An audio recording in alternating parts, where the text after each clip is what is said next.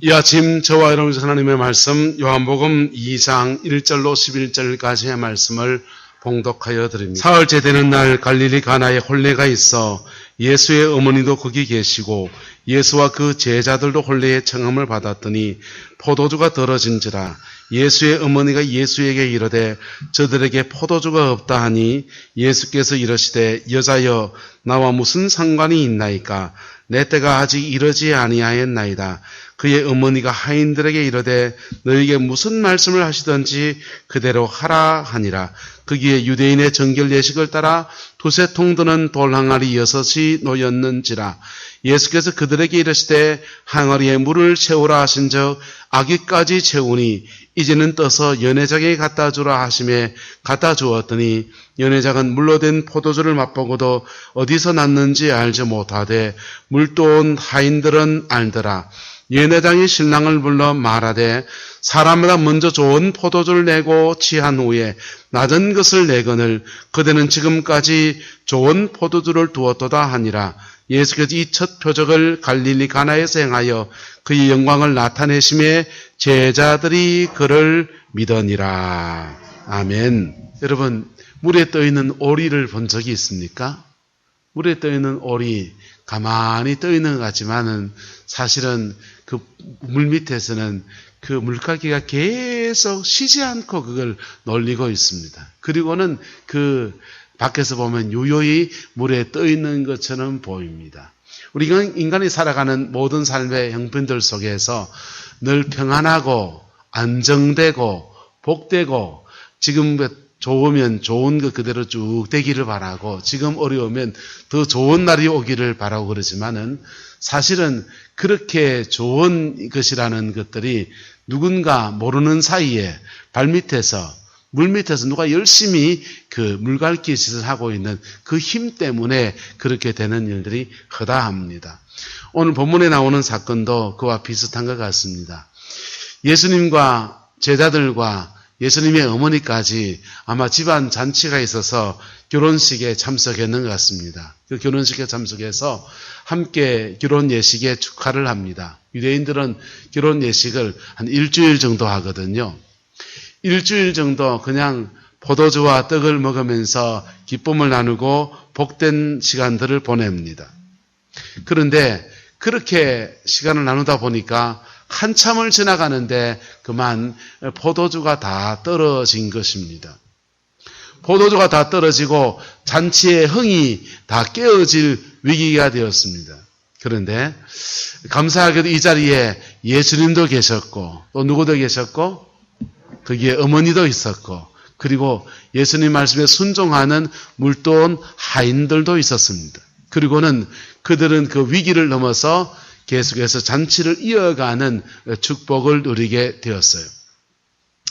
인간의 삶에서는 위기라고 하는 것이 우리가 알 수 없는 상황에 갑자기 들이닥치게 됩니다. 그래서 인생을 살아가는 중요한 자원들 가운데 하나가 위기 대처 능력이라는 것입니다.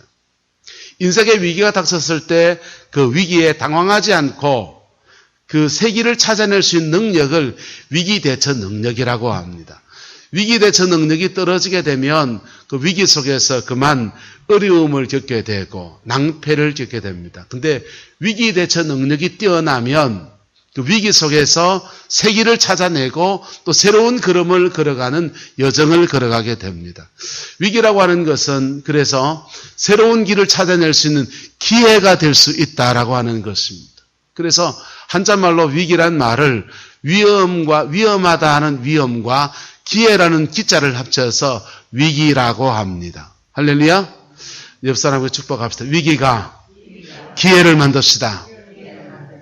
여러분, 그래서 인생을 살다 보면 위기를 기회로 만들어서 새 인생을 사는 참 소중한 사람들이 있는가 하면 어떤 사람들은 그 위기 속에서 낭패를 겪습니다. 그것도 낭패를 조금 겪고서는 다시 부단히 일어서서 또 극복해내는 사람이 있는가 하면 어떤 사람은 그 위기 속에서 그냥 잡혀가지고 늪처럼 빠져드는 인생을 살아가는 사람들도 꽤나 많은 것입니다. 근데 예수 믿는 저와 여러분들에게는 보통 다른 사람이 생각하는 위기 대처 능력과 또 다른 위기 대처 능력이 저와 여러분들에게 있습니다. 할렐루야. 이게 뭡니까? 바로 주님이 우리와 함께 하시다라고 하는 것입니다. 바로 주님이 우리와 함께 하신다. 이것이 우리가 인생의 위기를 뛰어넘는 다른 사람들과 다른 또 다른 능력인 것입니다. 그래서 그분으로 말미암아 사람들이 생각하기를 물 셀 데 없이 막았으면, 철통같이 이렇게 막았으면 위기는 오지 않겠지 하는데 자기가 생각하지 못한 새로운 변수가 뚝 떨어지면서 위기가 닥쳐옵니다. 그럴 때 사람들은 자기가 가지고 있는 위기 대처 능력을 최대한 발휘해서 그것을 이겨보려고 합니다. 그리고 자기의 힘이 소진되어지고 더 이상 아무 힘도 쓰지 못할 때 그만 낙심하고 지치고 절망해버리는 수많은 사람들이 있습니다. 그런데 저와 여러분, 예수 믿는 저와 여러분들에게는 위기 속에서 낙심할 그때가 바로 따라합시다. 주님을 만날 때입니다. 그때가 바로 누구를 만날 때입니까? 주님을 만날 때입니다. 할렐루야. 우리 오늘 이곳에는 함께 예배하는 우리들 중에서는 인생의 위기를 만나서 그 위기의 때에 주님을 만난 분들이 여럿 계십니다. 한차자 권사님도 계시고 옥승 권사님도 계시고 맞지요? 예? 인생의 위기의 때에 주님을 만나는 기회가 돼서 그때 인연으로 지금까지 믿음 생활 이어가는 조직의 몸을 담가서 그런 분도 계시고. 그런데 우리 주변을 한번 돌아보십시오. 위기의 때에 자기가 가지고 있는 능력과 자기 힘으로 이것도 해보고 저것도 해보고 하다가 그것도 안 되고 저것도 안 되고 길이 막히고 막힐수록 절망감 속에서 자기만의 세계에 빠져드는 사람도 얼마나 많이 있습니까? 심지어는 그분들 중에서 믿음의 사람들도 있을 수 있다 없다? 있을 수 있는 것입니다. 여러분, 그때에 주를 만나는 기회가 되기를 예수 이름으로 축복합니다. 이미 주님을 만났습니까? 그러면 인생의 위기가 닥치면은 이것은 주님과 얼마나 씨름하면 해결될 수 있다는 견적을 낼 수 있기를 축복합니다. 주님을 여러 번 만나보고 주님 안에서 은혜를 받고 은혜 가운데서 문제를 극복해 본 사람들은요, 문제를 만나면 견적이 나옵니다. 3일 기도하면 되겠다. 작정해서 열흘 하면 되겠지. 한 20일쯤 작정하면 되겠다. 스스로 마음의 견적이 나옵니다. 그리고 그것 붙들고 씨름하면 여추 없이 하나님이 그 문제를 풀어가시는 은혜들을 경험하고 하나님과 더 가까워지고 그 찬송처럼 이렇게 나오지 않습니까? 찬송 하나 할까요? 예수 예수 믿는 것은 받은 증거 많도다. 아멘. 예수 예수 믿는 것은 점점 지나갈수록 뭐가 많아진다고요? 받은 증거가 더 많아지고 그렇게 되어지는 은혜가 있는 것입니다. 그 복이 저와 여러분들과 함께하게 되기를 예수님의 이름으로 축복합니다. 그럼 오늘 본문의 이야기로 돌아갑시다. 본문의 이야기는 위기를 만났습니다. 위기를 만나서 포도주가 다 떨어졌습니다. 그런데 거기에 잔치에 참여한 사람들은 한 사람도 위기를 만났다는 것을 알았을까요? 몰랐을까요? 잔치를 즐기고 있는 사람들은 전혀 몰랐습니다. 그저 그 밑에 잔치를 스텝으로 섬기는 사람들, 포도주를 서빙하는 사람들이 아이고 포도주가 떨어졌구나. 그거를 여자들끼리 막 웅성웅성 얘기하니까 아마 마리아가 들었겠지요. 그리고는 그 문제를 가지고서 예수님께 아뢰입니다. 예수님께서 그 말 듣고서 열선제배가 가만히 있지 않으시고 그 일에 개입하셨어요. 그리고는 잔치를 즐기는 사람들은 영이 전혀 깨지지 않으면서 그들은 끝까지 가장 좋은 포도주로 잔치를 누리는 것을 볼 수가 있습니다. 주님이 우리에게 축복하시는 은혜는 사실은 이런 것들이겠죠. 그런데 인생을 살아보면 그렇지만 않습니다. 위기를 만나서 절망에 빠졌다가 아이고 정신 차리고 기도하다가 하나님의 은혜를 입어서 그걸 또 극복해가면서 할렐루야 이런 경우들이 때로 많습니다. 오늘 새벽에 말씀을 나누었는데 룻기에 보면은 룻이라고 하는 사람은 나오미와 그의 시아버지였던 엘리멜렉과 나오미라고 하는 사람들은 살아보겠다고 모압 땅에 나갔습니다. 그리고는 거기서 그만 위기를 만났는데 그 위기의 늪에 빠져들어 버렸습니다. 남편이 죽고, 남편 돌아가시는 거야 뭐 세월 지나서 이제 자녀들이 장성했으니까 먼저 보낼 수 있다 치지만은 그 다음 장정무리 같은 말론과 기련이라고는 두 아들도 죽어버렸습니다. 청산가부가 된 두 며느리와 함께 시어머니가 가부 세치가 남은 겁니다. 위기 속에서 그만 덫에 걸려버린 사람들이었습니다. 그런데 그랬기나 말기나 간에 죽게 돌아올 때, 할렐루야, 죽게 돌아올 때 그들은 그의 가문이 회복되어지는 축복을 누리게 되었어요. 그냥 보통 가문이 회복된 것이 아니라 다윗의 가문이 회복되고 그 가문에서 예수 그리스도가 오시는 은총의 역사가 그 가문 안에서 이루어지게 되었습니다. 그 룻기의 얘기를 오늘 본문과 빗대어 말하자면 룻기의 얘기는 위기를 만나서 절망을 지나가면서 낙심을 지나가면서 인생의 무너짐을 지나가면서 다시 일어선 사람의 이야기라면 오늘 본문에 있는 이야기는 겉으로는 아무 문제가 없습니다. 그 밑에서 수고하는 사람들이 그 문제를 기도하면서 풀어서 바깥에서는 아무 문제 없이 고요히 그 잔치의 기쁨이 이어져 가는 것들을 볼 수가 있습니다. 저와 여러분의 인생과 여러분의 가정 안에서 이 은혜가 부어지게 되기를 예수님의 이름으로 축복합니다. 잔치의 영을 즐기는 사람들은 무슨 일이 일어난 줄 모릅니다. 그저 이 좋은 포도주를 먹게 된 것에 대해서 신랑을 칭찬하면서 당신은 좋은 포도주 먼저 내고 나중에 좀 여진 거 내면은 술에 취해가지고 떡이 돼가지고는 그냥 좋은 건지 나쁜 건지 하하호호 할 텐데 당신은 끝까지 좋은 포도주를 놔뒀다고 하면서 그 신랑을 불러서 칭찬하는 것으로 그렇게 끝이 나고 있어요.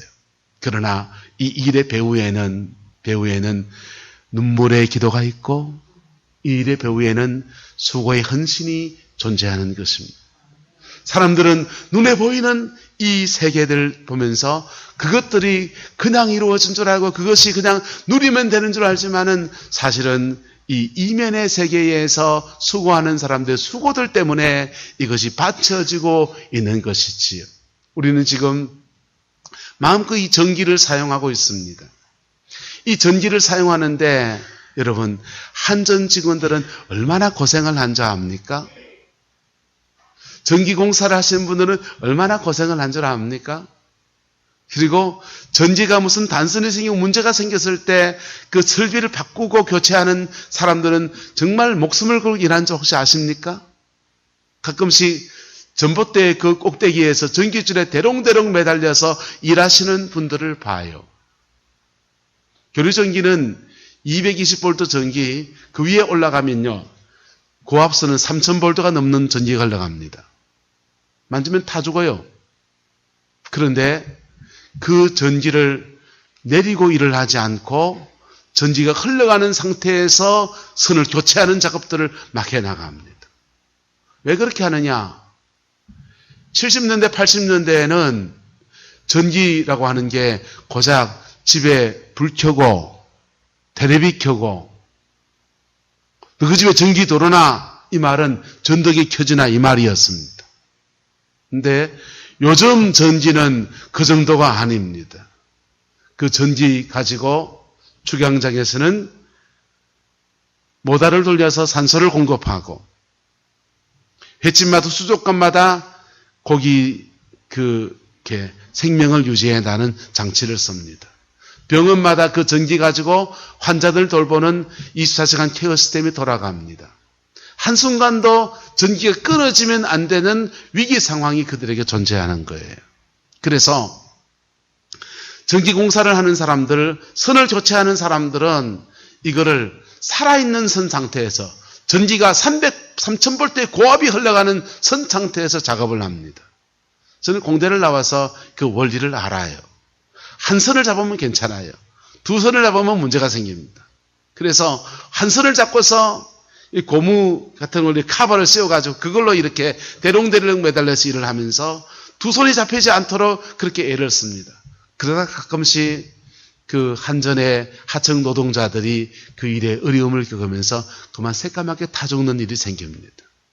위험을 무릅쓰고 우리가 모르는, 우리가 누리고 있는 수많은 세계를 뜻받들고 있는 그런 선진들이 사실은 존재하는 것입니다.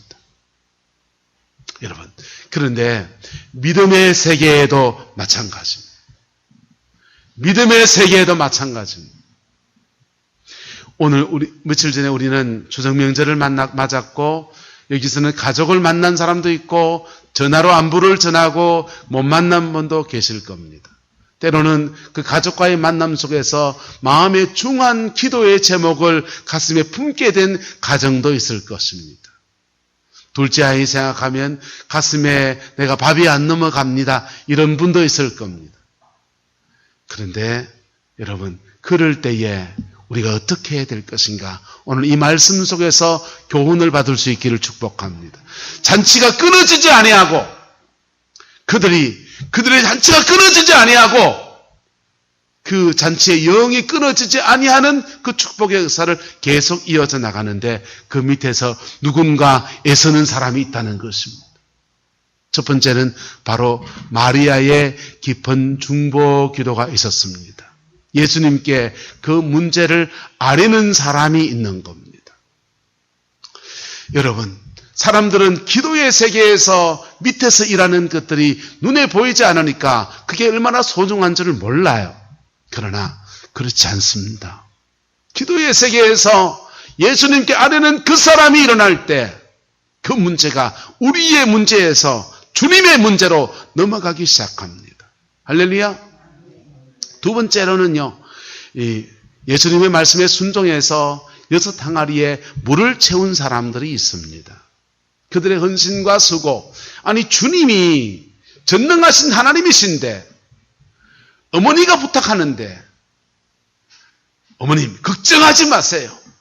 얍얍얍얍 그래가지고는요 갑자기 포도주가 쭉 날아오는 쭉쭉쭉쭉 잔에 채워지면서 기적처럼 항아리에 다 차고 다 찼다 갖다 주어라 이렇게만 해도 될 것 같은데 주님은 이상하게도 그 하인들에게 돌 항아리 6에다가 아구까지 물을 채우라고 그랬어요. 그 물 항아리가 꽤 큰 항아리입니다. 그 항아리에다가 물을 가득가득 채우려고 하면 요즘같이 수도만 쫙 트면 그냥 물이 찰찰 나오는 그런 시대가 아니니까 어깨에 등짐을 메고 항아리를 짊어지고서 물 항아리를 짊어지고 옵니다. 그리고 그 물을 그 항아리에다가 다 붓습니다. 그 항아리에 붓는다고 해서 그 항아리가 물이 변하여 포도주가 될 수 있습니까?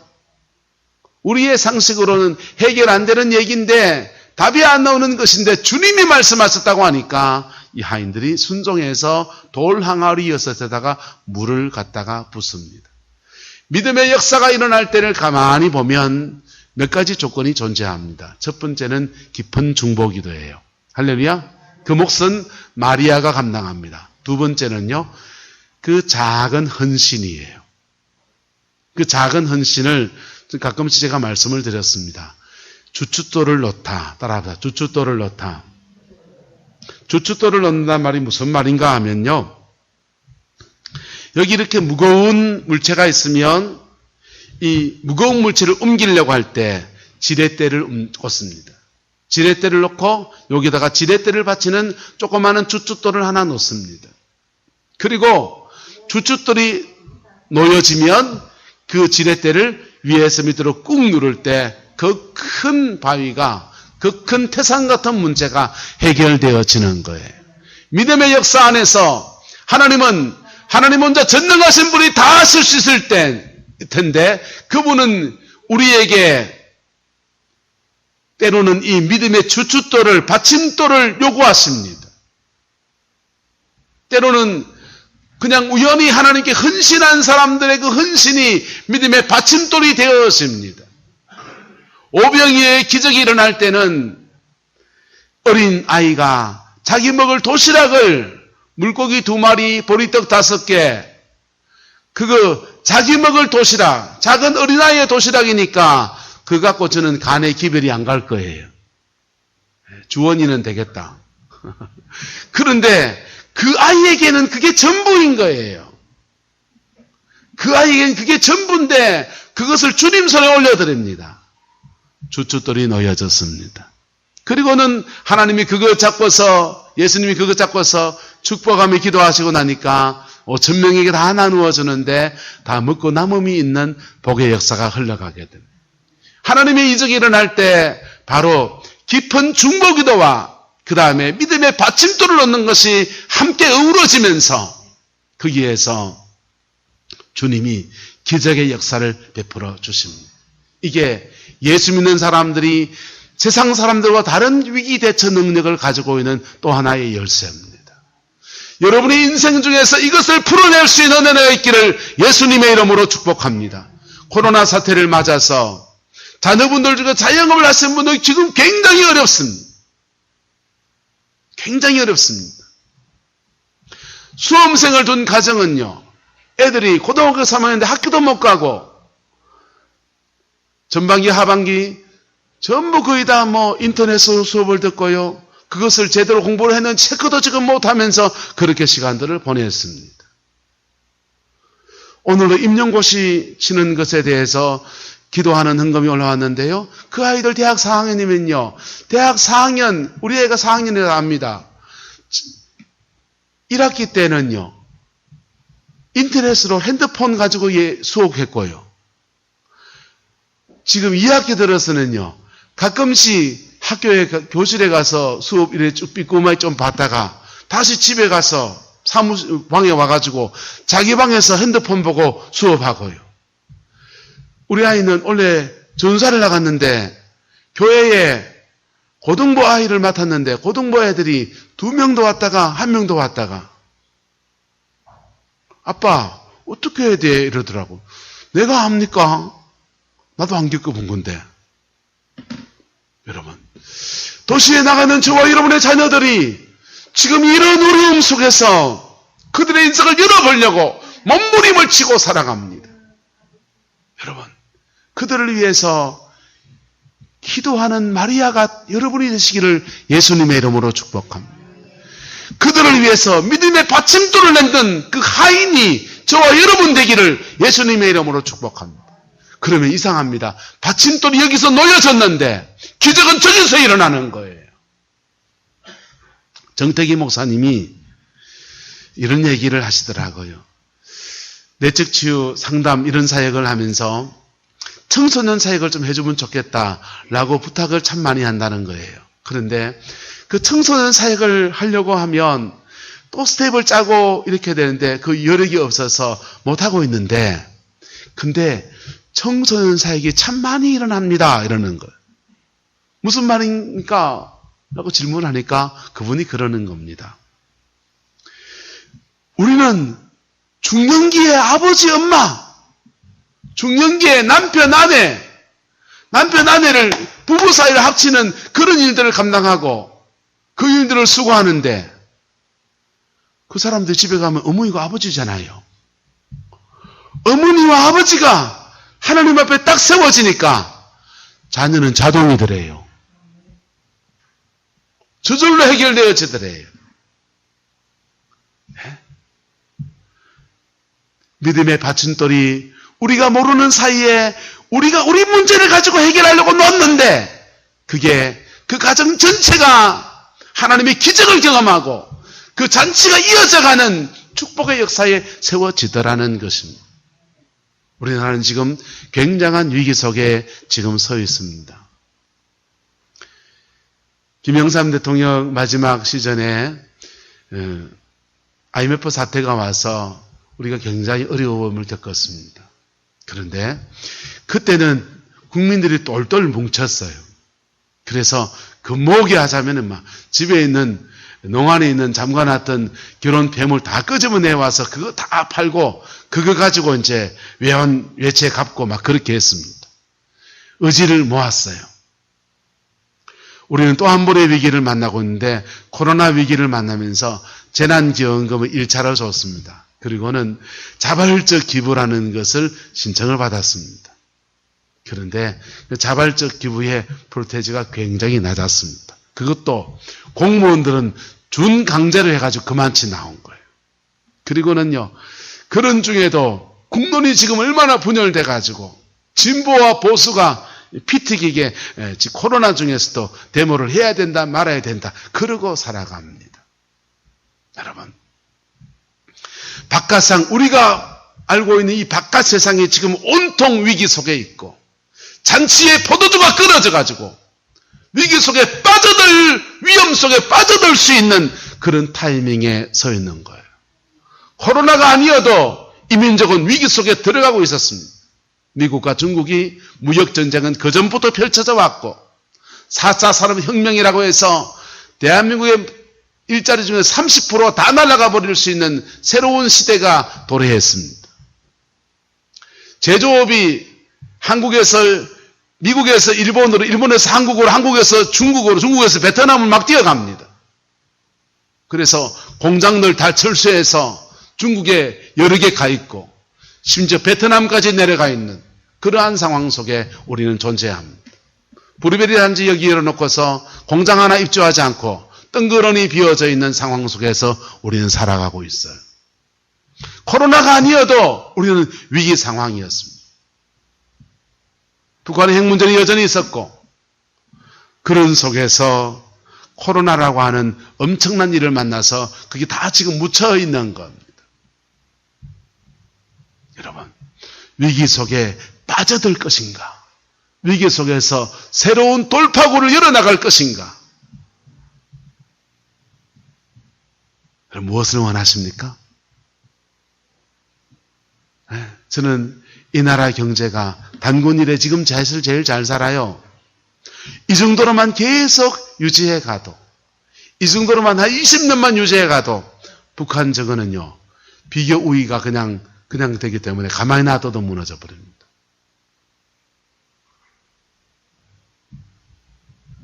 여러분, 이 나라는 지금 위기 앞에 서 있고 그 위기 속에 저와 여러분의 자녀들 또한 도시에 나가 있는 저와 여러분 자녀들 또한 위기 속에 서 있습니다. 오히려 구룡포에 있는 저희들이 안전하다고. 구룡포에 있는 저희들은 예배 다 드리고 있잖아요. 구룡포에 있는 저희들은 태풍 피해 조금 입었다고 하지만 그래도 그만큼 안 입었거든. 여러분, 마리아가 되시기를 주의 이름으로 축원합니다. 마리아가 되시기를 예수님의 이름으로 축원합니다. 믿음의 받침돌을 놓았던 그 하인이 되시기를 그리스도의 이름으로 축원합니다. 그 사람들의 수고 속에서 위기가 스무스하게 잔치의 영이 전혀 끊어지지 아니하고 새롭게 이어져서 끝까지 결혼식이 다 끝날 때까지, 결혼잔치가 다 끝날 때까지 모두가 하하호호 하면서 즐거움의 시간을 가졌습니다. 그리고 이 일을 계기로 해서, 근데 이 일을 잔치에 참여해서 영을 즐긴 사람들은 믿음을 배우지는 못했어요. 믿음을 배운 사람이 누굽니까? 마리아. 믿음을 배운 사람이 또 누굽니까? 그치요. 어서건 잘 감사합니다. 물도원 하인들. 그 사람들은 믿음을 배웠습니다. 그들은 그 믿음을 배운 사람들은요, 그 인생에 또 다른 위기가 만났을 때 견적이 나온다 안 나온다? 나오지요. 왜? 경험해 봤으니까. 오늘 그리스도인들은 어마어마한 자산을 가지고 있습니다. 그에게 하나님이 함께 하신다라고 하는 자산입니다. 그것을 사용할 수 있느냐, 사용할 수 없느냐에 따라서 바깥에 있는 사람들과 똑같은 위기 대응 능력을 가지고 살 것인가, 또 다른 위기 대응 능력을 풀어낼 것인가, 그에게 결정되어 있습니다. 야곱이라고 한 사람이 외삼촌 라반의 집으로 도망갑니다. 외삼촌 라반의 집에 도망갔을 때 가지고 있는 기름 한 병은 다 이미 다 하나님께 드려버렸고 빈손에 빈몸에 왔습니다. 처음에는 조카가 왔으니까 이 조카가 잘 사는 이삭의 가문의 아들인 줄 알아요. 그래서 잘 사는 집하니까 꽤 괜찮게 대접을 했을 겁니다. 근데 시간이 지나가 보니까 이놈 하는 행색이 보니까 완전히 개털입니다.